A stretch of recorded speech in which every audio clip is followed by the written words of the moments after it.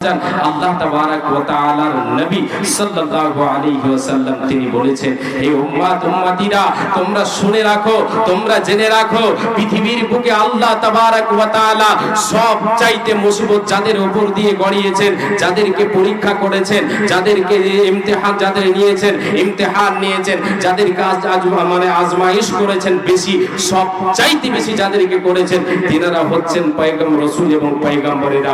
আল্লাহর নবী বলেছেন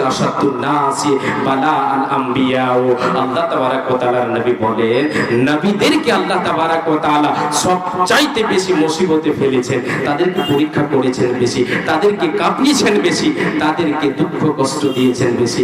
এরপরে নবীজি বলেছেন, তুম্মাল আমসালু ফাল আমসাল, যার যেমন ঈমান হবে ঈমান অনুযায়ী, ঈমানে যদি তার মজবুতি থাকে সেই পরিমাণ আল্লাহ তাকে বিপদগ্রস্ত করবেন, তাকে মুসিবত দেবেন, দুঃখ কষ্ট দিয়ে তাকে যাচাই করবেন। যদি ঈমানে কমজোরি থাকে সেই পরিমাণ আল্লাহ তাআলা তাকে মুসিবত দিয়ে কি করবেন? যাচাই করবেন।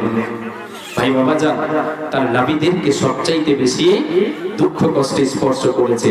এবার আসেন বিশ্বনবী সাল্লাল্লাহু আলাইহি ওয়াসাল্লাম বলেন, আমি যে প্রথমে আপনাদের যে কথাটা বলেছিলাম, অপরের মুসিবত থেকে সান্ত্বনা নিতে হবে, আপনাকেই সান্ত্বনা নিতে হবে যে আমি যে হালে আছি খুব ভালো আছি।